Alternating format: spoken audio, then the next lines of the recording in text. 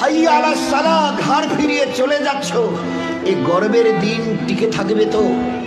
You will be very proud for this that I am a very young and steady. এটা ঠিক থাকবে তো? তোমার এই জওয়ানিকে তুমি ধরে রাখতে পারবে তো? তোমার এই জওয়ানি ঢলবে না তো? ভালো করে ইয়াদ করো, আমি তোমার বড় মেহেরবান আল্লাহ তোমাকে বলছি, একটু ঝুঁকতে শেখো। কি আছে তোমার কাছে গর্ব করার মতো? একটা জিনিস আমাকে দেখিয়ে দাও। আল্লাহ দেখিয়ে দিয়েছে তোমার কাছে তিনটে আছে, তিনটি। কি কি? এক, পায়ের নখ থেকে মাথার চুল পর্যন্ত নাপাক ছাড়া আর পাক বলে কোনো কিছু নেই তোমার কাছে। দেখাও একটা জায়গায়, এই জায়গাটা পাক আছে, বদবু ছাড়া খুশবু বের হয়, দেখাও। পুরুষ হওয়ার মেয়ে ছেলে, দেখাও না। খুলিকাল ইনসানু মিন নুতফা। আমি আল্লাহ জিজ্ঞাসা করছি, তোমার পরিচয়টা আমাকে শোনাবে। পরিচয়টা কি আছে আমাদের কাছে? ওই পরিচয় ছাড়া few bad days we everybody aware of a drop of a dirty fluid, nothing else. আমরা সবাই, আল্লাহ আমাদের পরিচয় জানতে চাইছেন।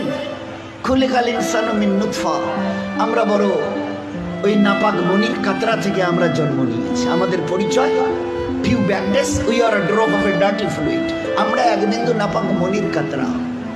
এর চাইতে বড় পরিচয়? আচ্ছা, তোমার পায়ের নখ থেকে মাথার চুল পর্যন্ত একটা জায়গা দেখাবে যেখান থেকে খুশবু বার হয়, দেখাও। নাক থেকে যদি করো, স্বামীও পর্যন্ত বলবে নাকটা একটু ঘুরি ওই দিকে। মুখ দিয়ে অক করো যদি, তো ছেলেমেয়েরা বলবে আম্মু তুমি এটা কি করছো? পায়খানা পেশাবের রাস্তা দিয়ে হলে তো কথাই নেই। কান থেকে যদি কিছু বেরোয় তো কথাই নেই। চোখের এই জায়গা থেকে যদি বেরোয় তো পাশে কেউ বসতে দেবে না। এরপরে পুরো শরীরের এক একটা লোমের গোড়া থেকে যদি একটু করে ঘাম বের হয়, তো আমার নিজের বিবি, নিজের বেটা বেটি বলবে না আব্বু, স্বামী একটু হাতটা দাও তো, একটু চুমু দি। চুমু দি, ঘাম বেরোচ্ছে তো, তুমি তো হাজারো হলে আমার স্বামী, তুমি তো আমাদের আব্বু, তা একটু দাও না, একটু চুমু দিই। কেউ সবাই আব্বু একটু হাতটা সরিয়ে নাও না, ঘাম বেরোচ্ছে। এই তো তোমার পরিচয়, পায়ের নখ থেকে মাথার চুল পর্যন্ত বদবু ছাড়া কোথাও। তিন, খুলিকাল ইনসানু মিন জাইফা, তোমরা বড় দুর্বল। আমি জিজ্ঞাসা করছি, 3.5 হাতের একটা এইরকম শরীর, সুঠাম চেহারা, আচ্ছা তোমার পিঠে কি বসে আছে? এইভাবে 2-3 বার দেখার পরে বলবে কই, দেখা তো যায় না। আচ্ছা, তা তুমি না খুব বুদ্ধির বড়াই করো, মডার্ন টেকনোলজি আর সায়েন্সের খুব গালগপ্প করো, তোমার নিজের পিঠে কি বসে আছে তুমি বলতে পারো না? বলে না, তা জানি। আচ্ছা 10 মিনিট পরে তোমার পজিশন অবস্থা কি থাকবে জানো তুমি? বলে আমরা কিচ্ছু জানি না। বাজারে যাবে বলে ব্যাগ নিয়ে মোটর সাইকেলের হুকে আটকে দিয়ে স্টার্ট করে খালি বাজারে গিয়ে স্ট্যান্ড করে খালি পা দিয়ে স্ট্যান্ডটাকে খালি ঠিক করে দিয়েছে, পিছন থেকে একটা গাড়ি এসে ধাক্কা দিল আর সঙ্গে সঙ্গে ডেথ। লাশ নিয়ে বাড়ি চলে গেল। এসছিল বাজার করতে, বড় ঝোলা নিয়ে এসছিল, বড় আশা করে মেহমান অপেক্ষা করছে বাড়িতে। বাজার থেকে ব্যাগে বাজার যায়নি, তার লাশ চলে গেছে বাড়িতে। খুলিকাল ইনসানু মিন জাইফা। 4, আল্লাহ জিজ্ঞাসা করছে আব্দুর রহমান বয়স কত? হ্যাঁ আল্লাহ 42 চলছে। বাকি কত? I know nothing about my age. Nurjahan তোমার বয়স কত চলছে? আল্লাহ 45 চলছে। আচ্ছা এরপরে আর বাকি কত? তা আল্লাহ আমি কেমন করে বলবো? বললেন না তোমার নিজের বয়স, তাহলে তা তো জানি না। এই তো তোমার অবস্থা, এই তো তোমার অবস্থা। তুমি এক বিন্দু নাপাক, তুমি বড় দুর্বল, তুমি বড় বদবুদার, আর তুমি তোমার নিজের 10 মিনিট পরের অবস্থা তাও তোমার জানা নেই। এরপরেও যে আল্লাহ তোমাকে তিলে তিলে তার দয়ায় এই সেকেল সুরত আর এইরকম হায়াত দিয়েছে, একবারও তার কথা ভাবো না। একবারও তার কথা ভাবো না যে কত দয়ায় তিনি তোমাকে প্রতিপালিত করেছেন। দেখবেন সবাই, আমরা তো ওই সময় থাকি না, ওখানে মেয়েরাই থাকে। বাচ্চা যখন জন্ম নেয় না, তো যারা দাদি নানি চাচি যারা ওখানে ভিতরে থাকে, ও তারা এবারে বাচ্চা বের হবার পরে এবারে হাতটার নখগুলো ভালো করে দেখে, কান টানগুলো ঠিক আছে কিনা, সব কিছু চোখ টোকগুলো, হ্যাঁ ঠিক আছে গো, ঠিক আছে, খবরদার বাচ্চা ছেলে হয়েছে মেয়ে হয়েছে, ঠিক আছে সব ঠিক হয়েছে, সব আছে। চোখ আছে, বুরু আছে, মাথায় চুল আছে, হাত পা ওর নখটুকু পর্যন্ত বেশ গজিয়েছে। আচ্ছা, তো মুখে দাঁত কটা নেই কেন? কখনো ভেবেছ? এ জগতের ইনসান, ভেবেছ কখনো? সব বলছো ওকে, আচ্ছা দাঁত কটা যে নেই? আল্লাহ জবাব দিয়েছে তোমাকে বাঁচাবার জন্য। ওই সময় তোমার মুখে দাঁত কটা, যে আল্লাহ তোমার সব কিছু দিয়েছে, হাতের পায়ের নখ পর্যন্ত আছে, 2-4-5 দিন পরে কেটে দিতে হয়, সেখানে দাঁত কটা দিইনি কেন? তোমাকে বাঁচাবার জন্যে। আমাকে চেনো, আমি কত বড় মেহেরবান তোমার জন্য।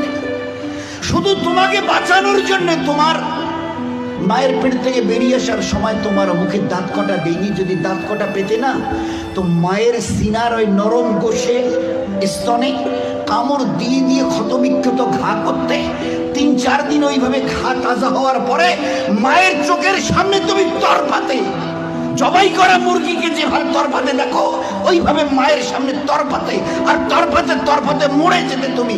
তোমার মা একটাবার মুখে তুলে তার নিজের সিনা তোমার মুখে লাগাতো না, এই জন্য তুমি কামড় দিয়ে ঘা করে দিয়েছো। আমি বাঁচাবার জন্যে সবকিছু তোমার মায়ের পেটে বানিয়েছি, পুরো ফিগারের যা কিছু প্রয়োজন, each and everything has been given from myself, শুধুমাত্র except your teeth, তোমার দাঁত বাদ দিয়ে, যেখানে আমি তোমাকে আমার দয়ায় বাঁচাতে চাইছিলাম। ওই জন্য দাঁত কটা দিনই, নয়তো মায়ের স্তনকে কেটে ছিন্ন বিচ্ছিন্ন করতে, মায়ের চোখের সামনে তরপাতে তরপাতে তুমি মরে যাবে।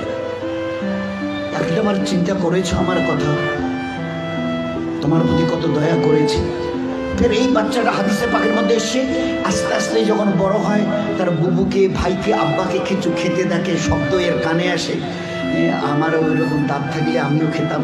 আল্লাহ বলে, হাদিসে পাকের কথা বলছে, আল্লাহ বলে তুই একটু সবর কর, সবর কর, কারণ এখন তোর অতটা হুশ আওয়াজ হয়নি, এখনই যদি দাঁত দিই মায়ের স্থানে কাপড় দিবি, একটু সবর কর, এই 7-8 মাস 9 মাস 10 মাস হোক না, একটু যখন, তারপরে আমি দাঁত দেবো।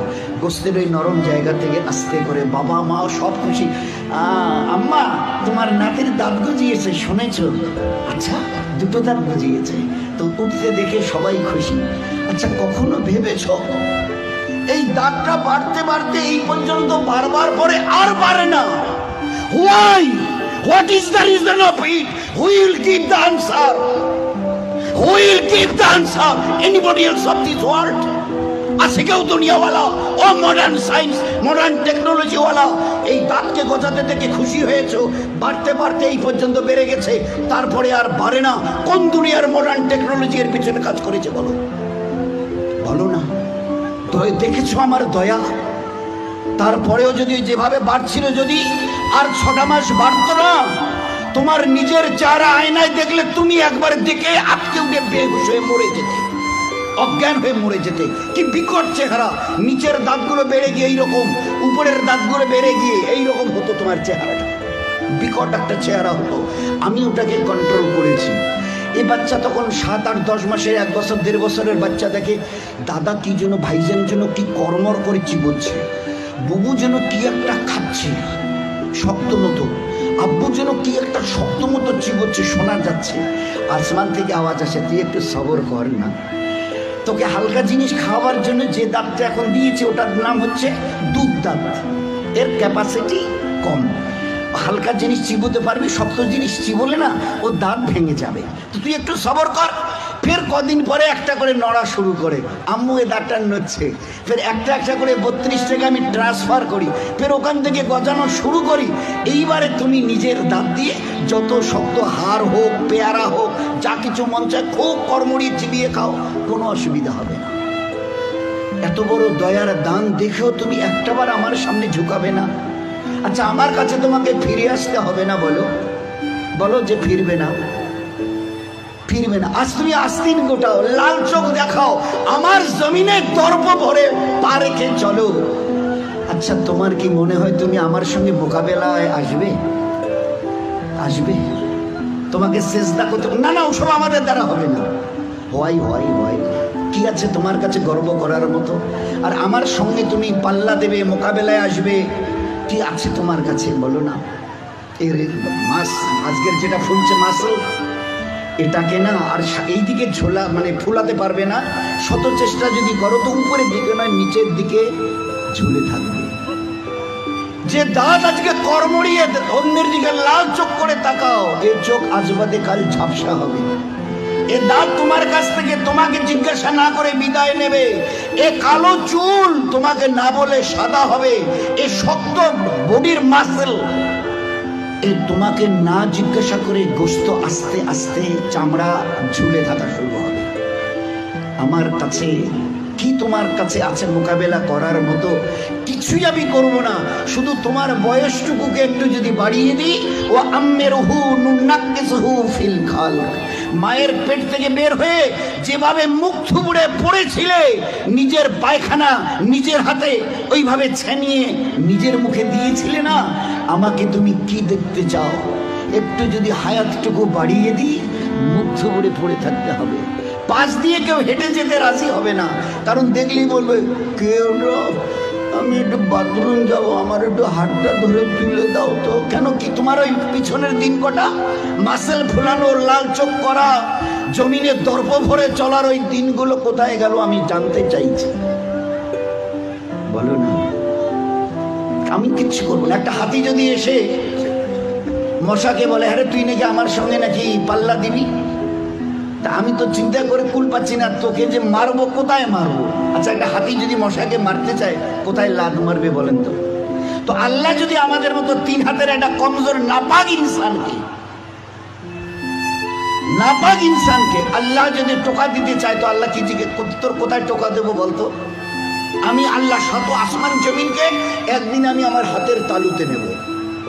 লিল্লাহিল ওয়াহিদিল কাহার, শত আসমান ও জমিনকে আমি একদিন আমার হাতের তালুতে। ও আল্লাহ কত বড়! আর ওই আল্লাহর মোকাবেলায় যদি আমি আসি, তো আল্লাহ কি বলবে? ওই হাতির মতো মশাটাকে যদি বলে আরে তোরে আমি কোথায় ধরি আর কোথায় মারি বলতো? আর এই মশা যদি দ্বন্দ্বনায় হ্যাঁ হ্যাঁ আসেন না হোক, মোকাবেলা হয়ে যাবে। তো বলেন, আজকে খুব চিন্তা করি, আমি যদি হায়াতটুকু বাড়িয়ে দিই, মুখ থুবড়ে পড়ে থাকবে আর নিজের হাতে পায়খানা ছানবে, পাশ দিয়ে কেউ যেতে রাজি হবে না। ওই দেখলে ডাকবে বসি তোলো তো। কেন তোমার ওই দিনগুলো কোথায় গেল? এইরকম বুক ঠোকা দিনগুলো তোমার কোথায় গেল? দোস্ত, ও দিন আসবে, ফের দুনিয়া থেকে বিদায় নিয়ে খোদার কাছে ফিরে যেতে হবে। আল্লাহ কুল্লু নাফসিন যায়কাতুল মাউত সুম্মা ইলাইনা তুরজাউন। কে আছো দুনিয়ায়? ঝুপড়িওয়ালার কুরসিওয়ালা কে আছো যে আমার কাছে আসবে না?